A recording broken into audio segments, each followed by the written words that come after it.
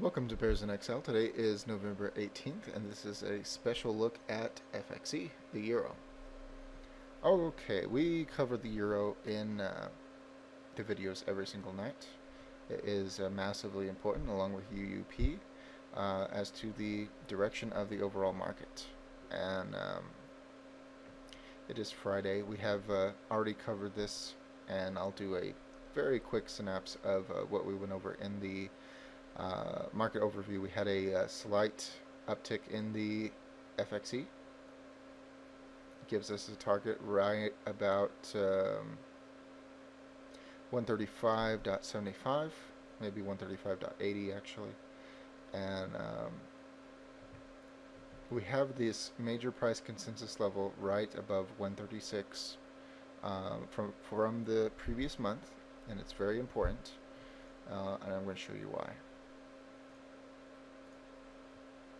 I'm going to take a look at the volume at price. This is just a little graphical representation of where all of the buying pressure occurs, and we can see that we are below the major areas of buying power. Normally when you are above these, they act as support. When you're below them, they act as resistance.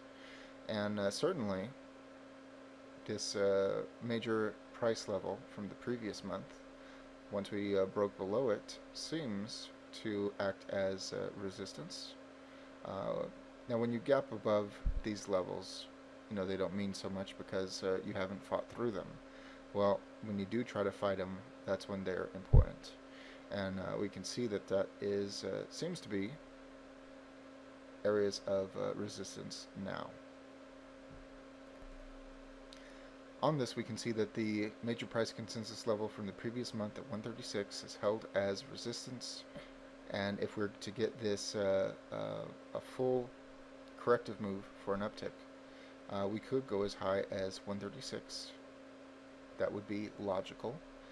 Certainly we could go higher than that and do a bar retest.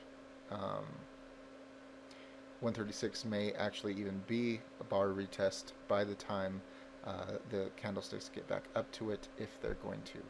But nonetheless, if we're not able to clear 136, if that test fails, there is not important levels below us to catch the euro. But 136, have that in your mind. Beyond that, I'm going to go to black box number 1. This is interdependent adaptive moving averages that form envelopes, price envelopes. We can see that the minor trend is pointing down. We have not had sufficient movement to change the major trend, although the extreme trend is also pointing down. Now, why is this important? Well, it's showing that we are already at the upper band of the minor trend. Normally, unless you have a powerful move, you just ping pong back and forth between the bands. Now, if we were to have a reaction at this point, we are showing a move to the bottom of it would be about 132.5, and of course we have the previous low over here at 132.69. No, that's not right. 131.19. And if we have a definitive collapse of Euroland, we're looking at 129. That is possible. I don't think that they will allow that news-wise, but certainly it is there. Now, we do have the major trend here, the bottom of it at 134. We could have a reaction at that point. But the important thing being, we need to look out for 136, we need to look out for 134, and we need to look out for 132.50. If we do breach 132.50, we're probably in big trouble. Well, at least Euro is. And black box number 2, which is a faster system designed to adapt and move quicker, we can see that we have confluence of the major and the minor trends right now, pretty much where we are, and that jives with the lower price consensus level for the previous month. That's very interesting. This is showing that if we have a breakdown at this point, just like the black box number 1, we're looking at 133.50, and if we break through that, we're actually looking at just shy of 131, which barely clears the previous floor. Now, if that happens, if this is correct, then we go down here, we break the floor, everyone gets happy, and it's right at that moment that it will reverse, at least to some extent. So, and moving on to, we're always talking about the 14-day RSI moving average. It is very,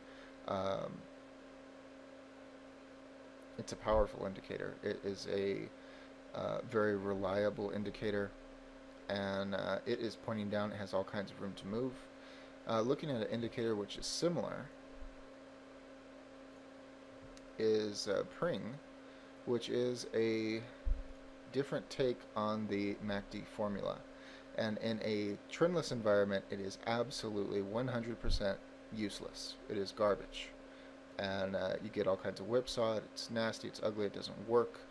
But once you enter a trending environment where you get to the natural highs and lows, and it's rolling and it's going in a clear direction, it becomes extremely useful. And it is debatable whether or not we are entering a new trending phase because of all the fighting that we've had in some of the indexes at the 200-day moving average, where it goes above, it goes below, it goes above, it goes below, and it's just been a mess. That has been the case for much of October, but nonetheless, at least in the case of the euro, we are finally getting back into proper waves, and Pring indicates that just like the 14-day RSI moving average, that we are set for a move down.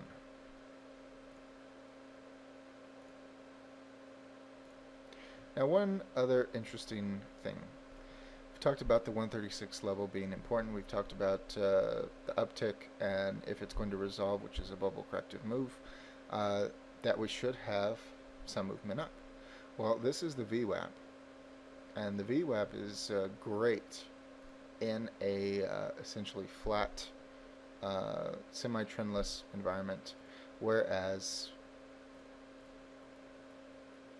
this isn't going to be a perfect demonstration of it. But in the earlier months of this year, we were going up, we were going down, and the VWAP is the reversion to mean, essentially, where there is a consensus of a price, and the price will dance around it, but always at least attempt to go back to it. And it isn't until you have a definitive break of a structure that it resets. It goes vertical, and then once it goes horizontal again, it is resetting. Very important, horizontal and vertical. At the moment, we are in a relatively horizontal state. It is not perfect. You never have a completely horizontal line that you can just dance around. It does move as it adapts, but we can see that it is relatively horizontal in this month. And if we go up to 136, once you know it, that is the VWAP, that is the reversion to mean. And if we do get that bubble corrective move, if we do try to attempt a test of the major price consensus level from the previous month, that jives with the VWAP. Now, we do have several indicators stating that in all likelihood we are going down. So, if we revert to the VWAP, or if we don't, if we break 133, the chances of going vertical are greatly increased. We'll be leaving this structure and heading down.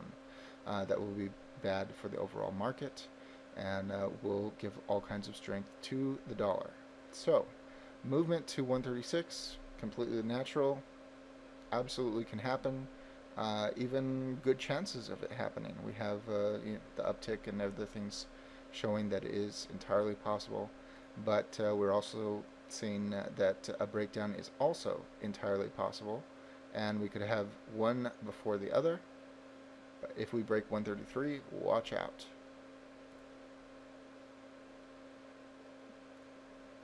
Just to show once again, 133 right about here, nothing to catch it, nothing. So very interesting. So there it is. There is the in-depth look at the euro for the moment, and I am just keeping my eyes peeled. There's going to be more NDEs. There's going to be more attempts to prop up with stories either being fake or true. That is to be expected, but it's also to be expected that our politicians, both domestically and abroad, exist to screw things up. And once they finally do that in a convincing manner, I do believe that we will have a breakdown. As always, all investing decisions are your own. This chart and video are for entertainment, educational, and consumption of time purposes only. Thank you very much.